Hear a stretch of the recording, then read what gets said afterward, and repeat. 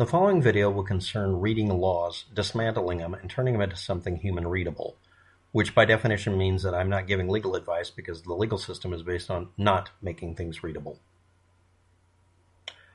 I'm going to be reading the local ordinances in a particular city, county, and state, and let's see what happens.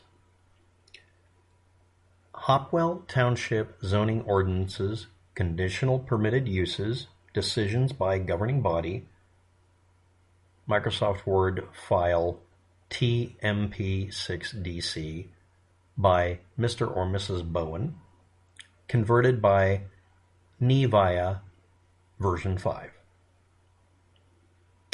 Outdoor shotgun, rifle, pistol, and/or archery ranges within zoning WC and A1 as of 2010, and this is a draft version. This is all I could find.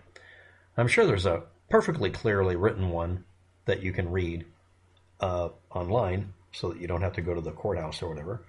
They wouldn't hide everything in a back room in a little dusty bin. That's your lookout.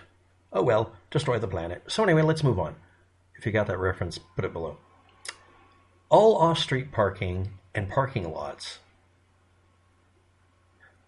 are to be screened from any lot lines or adjoining residences, and be 30 feet from any adjoining land area, and be 50 feet from all property lines of any other kind.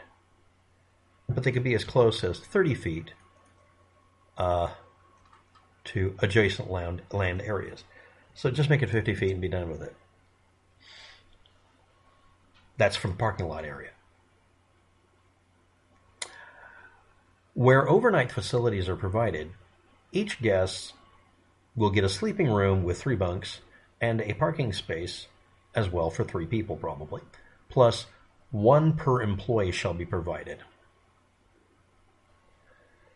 You must furnish evidence of a water supply and approved sewage disposal means, and provide evidence for how the land use will be controlled as to prevent a noise or loitering nuisance in the parking lot area.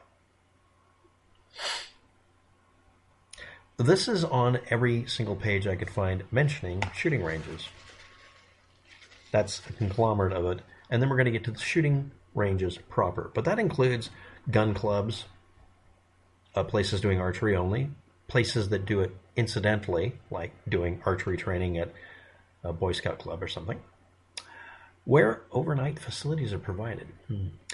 Page 107. Does this sound like something that would involve your house? Page 107, section 1044 is the only one that gets cited, and again, I looked for other copies. I'm sure there's a newer one since 2010, because that would make this grossly out of date. Might make it impossible to find out what is meant, because bring on the ambiguities and presumptions. Presumptions in the law are not laws. Ambiguities invalidate laws. Presumptive behavior invalidates your claim.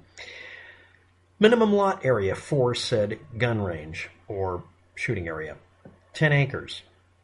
Has to be at least 300 feet wide. 200 feet from any other property or street right-of-way line. Okay. 1,000 feet from any existing residential dwelling.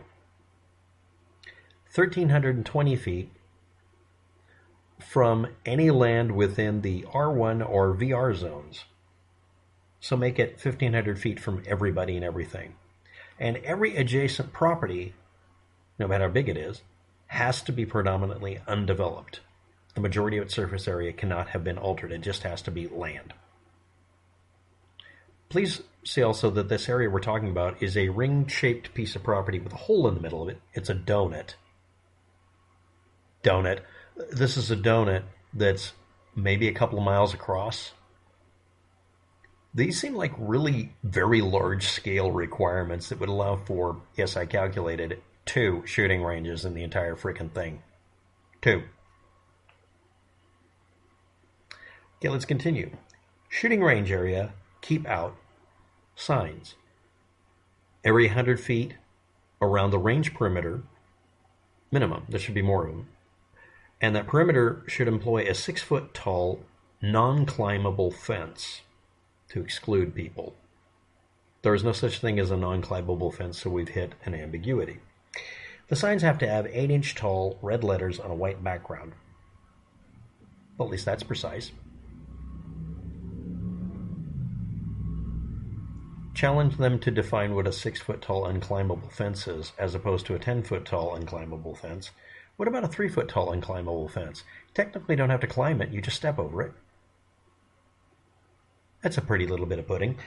Targets have to be mounted on target posts. Do you define a target post?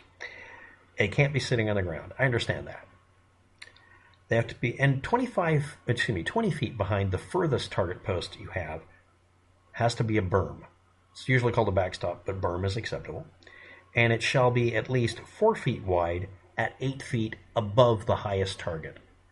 So put your targets on target posts, but not on the ground, so you can make it a 10-foot berm. The berm has to have a slope of at least 1 foot vertical for every 2 foot horizontal change.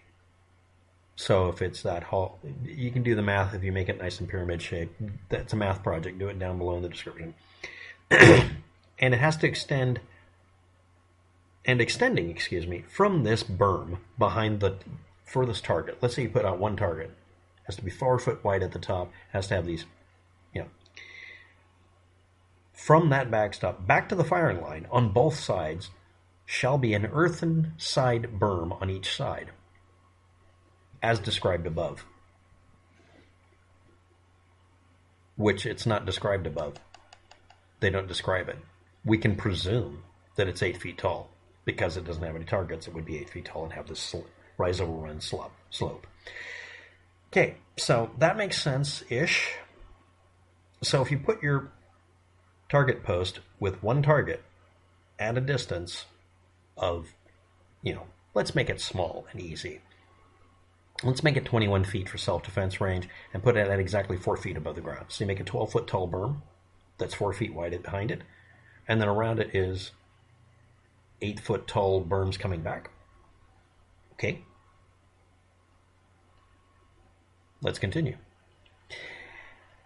By the way, I'd like to mention something here. None of these rules say that you have to use them when firing the gun. They just have to exist.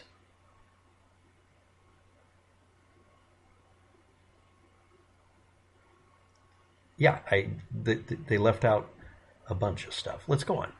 If the North Hopewell acting zoning officer decides to assert that if you shoot even once a year on your private land, its primary use now changes to a commercial shooting range and will now cost you $150,000 estimated so far to make it compliant, or he will, quote, close you down. You can still file an appeal for $750, and guess who evaluates your appeal? Acting zoning officer. The part I read up until I mentioned it was private property, and it's a guy who shoots, literally, he actually shoots every warm season, so mostly summer, spring, and fall when it's nice out, once a week to do a YouTube video. He has been decided by a single individual, has decided to declare all of his property's primary purpose is as a commercial shooting range, because these are laws for commercial shooting ranges. They just don't include the word commercial. They just say shooting range. Because you can have a commercial grade shooting range and not charge money. You're not making any money. But it's a little hard to say that when you mention parking lots, overnight facilities, water, sewage processing, how many employees you have. So the argument that this is primarily aimed at landowners, that it's not being enforced against, selective enforcement of a law isn't a law that should be allowed. Very, very large numbers of municipalities in virtually every state actually do have a provision that if you selectively enforce a rule, it has to be for public good, even though it's wrong. If it is selectively enforced to get rid of like the mob or whatever, you can decide, okay, we're going to overlook it. But unless it's like preventing a massive harm to everybody, stopping somebody from firing his .45 caliber muzzle loading pistol on his property once a week during 1/4 or 1/3 of the year, once a week. Even if you shoot it once a year, I'm going to call it a shooting range. because I can get away with it. Pro tip. The rules that are listed here are, if anybody isn't aware of it, I critique the ATF to death because they deserve it, because they keep doing ambiguous crap and then bitching when you point it out. The rules that are listed here, and I'm talking about the ones that are specific for a shooting range that they're citing, are incomplete or say, as described above, and it doesn't contain the description for the side berms. The side berms should taper from target downhill to where you are so that they present a berm to hit if you shoot incorrectly. Also, it's just dirt. You pile up dirt. So, how do we get around this? A lot of you already know how I'm going to do this. Some of you already seen some of my videos, but I'm going to mention again. This is being selectively enforced, therefore it should not be allowed to be enforced. If it's not enforced all over the place, it's used to save everybody some trouble. Unless he's violating one of these other rules about distance to a potential harm of a house, like, let's say, we'll do a number. If he's 1,400 feet when he fires, or less, to any residence, he shouldn't be allowed to shoot. That's a reasonable statement, because some guns, I mean most guns, can hit something and hurt somebody at that range, unless he has berm. He has an entire hillside, 300 feet tall or something on the property. He's even videoed it. So this is a very big stretch to say that something's going to happen. And yes, a ricochet off a rock isn't going to go a quarter mile away. 1,320 feet is a quarter mile. That's what they specified. Good fucking God. So anyway, just say 1,500 feet like everybody else. Every other state says 1,500 feet or 1,000 feet. I don't know why they pick some weird number like that. Quarter mile. Next, how do you get around this? It's going to be in the video. You cut a trench in the ground that's 8.5 feet deep. Goes on for 100 yards. Get a backhoe to do it. You don't hire anybody to do it. You dig it. I don't care if you got to do a shovel. But you can hire somebody to do it. It won't cost $1,200 or $100,000 or anything. Just dig it, and then put in a roof, and then put dirt over it and say, it's not an outdoor range, it's an underground tunnel I'm shooting into. Now, one of the complaints like this I've seen before was done in a state where they said, you're allowed to go mining. So he said, I am mining. I'm mining lead. I'm using lead to knock it loose, but I can always find lead in my mining shaft. He was shooting into a mining shaft because that way he didn't have to get any permits. And when they tried to prove he wasn't able to recover a sellable metal, he said, look, I found pure lead. And when they complained he shot it in there, he's like, prove it. You said you don't want me to fire in here. It's a mining claim, and I'm using a gun. I'm using an industrial shotgun. It was a 12-gauge shooting slugs, but that doesn't matter. They left him alone because, honestly, he could keep him in court for frickin' decades while they play cat and mouse trying to catch him firing something that he's obviously firing. Yes, he had a kiln gun, but that's not how you mine. But the point here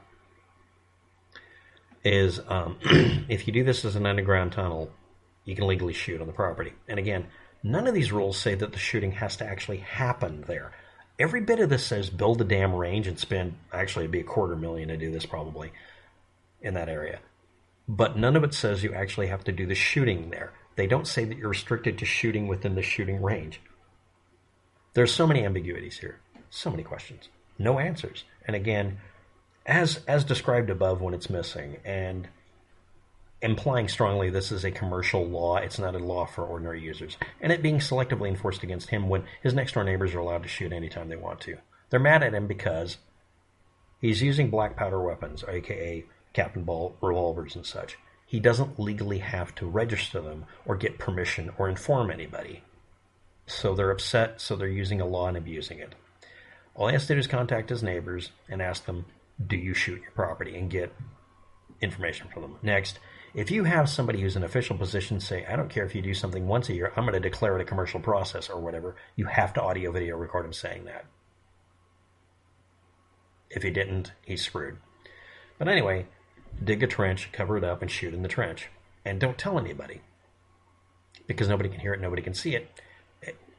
Just tell them you're putting an outhouse in. They'll give you a permit for that, right? And then it's just a staircase going down there, and you say, yeah, I'm shooting shit. Thanks for watching. Have a good day.